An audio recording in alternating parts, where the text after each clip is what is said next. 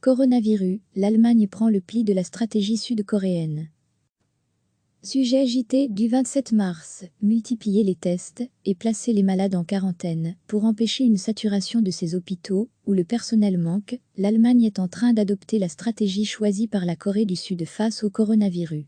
Souvent montrée en exemple en Europe pour la gestion de l'épidémie, l'Allemagne pratique déjà, selon les autorités, entre 300 000 et 500 000 dépistages par semaine, un rythme plus élevé que nombre de ses voisins européens, la France en particulier, qui les réserve aux seuls malades à pathologie sévère. Et le gouvernement d'Angela Merkel ne compte pas s'arrêter là. Un document du ministère de l'Intérieur, que viennent de révéler plusieurs médias, prescrit une stratégie inspirée de la Corée du Sud, avec pas moins de 200 000 tests par jour. Seraient désormais testés tous ceux qui pensent être atteints du Covid-19, ainsi que toutes les personnes susceptibles d'avoir été en contact avec un malade, stipule ce document. Actuellement, les dépistages concernent les personnes à la fois malades et ayant été en contact avec une personne positive. Le document juge en outre la géolocalisation, outil utilisé par Séoul, inévitable à long terme, pour permettre à la population de suivre les endroits où des personnes testées positives se trouvent.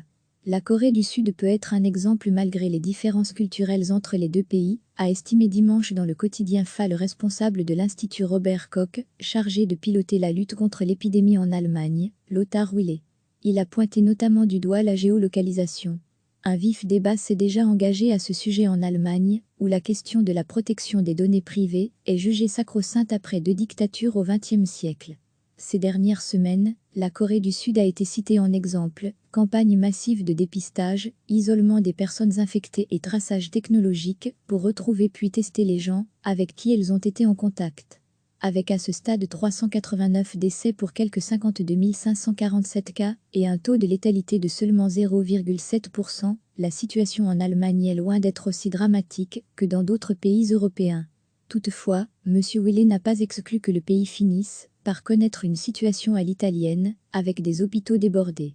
L'Allemagne a beau être dotée d'un excellent système de santé, peut-être l'un des meilleurs au monde, selon Angela Merkel, la pandémie révèle en effet au grand jour les maux du système sanitaire allemand. L'Allemagne possède certes plus de 25 000 lits d'assistance respiratoire.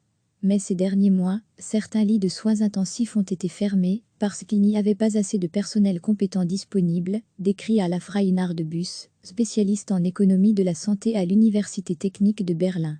Il y a ainsi depuis plusieurs années, quelques 17 000 postes d'infirmières non pourvus. La situation est telle que nombre d'établissements, dont le grand CHU berlinois de la Charité, ont dû appeler à l'aide d'étudiants en médecine ou retraités du secteur.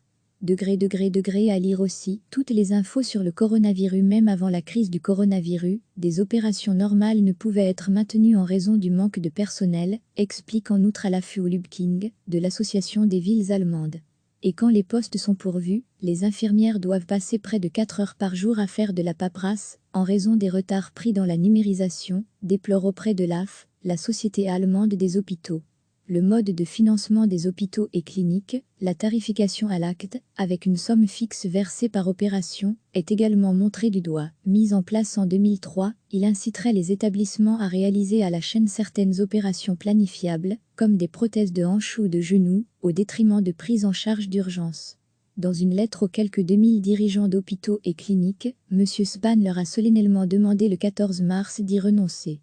Autre difficulté majeure dans un pays à la population vieillissante, le départ d'une grande partie des 200 000 aides-soignantes à domicile polonaises, ukrainiennes ou baltes qui portent quotidiennement assistance à entre 300 000 et 500 000 personnes âgées, fait craindre un nouveau désastre sanitaire. Recevez chaque matin l'essentiel de l'actualité. Multiplier les tests et placer les malades en quarantaine. Pour empêcher une saturation de ces hôpitaux, où le personnel manque, l'Allemagne est en train d'adopter la stratégie choisie par la Corée du Sud face au coronavirus. Souvent montrée en exemple en Europe pour la gestion de l'épidémie, l'Allemagne pratique déjà, selon les autorités, entre 300 000 et 500 000 dépistages par semaine, un rythme plus élevé que nombre de ses voisins européens, la France en particulier, qui les réserve aux seuls malades à pathologie sévère. Et le gouvernement d'Angela Merkel ne compte pas s'arrêter là. Un document du ministère de l'Intérieur, que viennent de révéler plusieurs médias, prescrit une stratégie inspirée de la Corée du Sud, avec pas moins de 200 000 tests par jour. seraient désormais testés tous ceux qui pensent être atteints du Covid-19, ainsi que toutes les personnes susceptibles d'avoir été en contact avec un malade, stipule ce document. Actuellement, les dépistages concernent les personnes à la fois malades et ayant été en contact avec une personne positive. Sujet JT du 27 mars. Le document juge en outre la géolocalisation, outil utilisé par Séoul, inévitable à long terme, pour permettre à la population de suivre les endroits où des personnes testées positives se trouvent. La Corée du Sud peut être un exemple malgré les différences culturelles entre les deux pays, a estimé dimanche dans le quotidien FA le responsable de l'Institut Robert Koch, chargé de piloter la lutte contre l'épidémie en Allemagne, Lothar Wille. Il a pointé notamment du doigt la géolocalisation. Un vif débat s'est déjà engagé à ce sujet en Allemagne, où la question de la protection des données privées est jugée sacro-sainte après 2 dictatures au XXe siècle.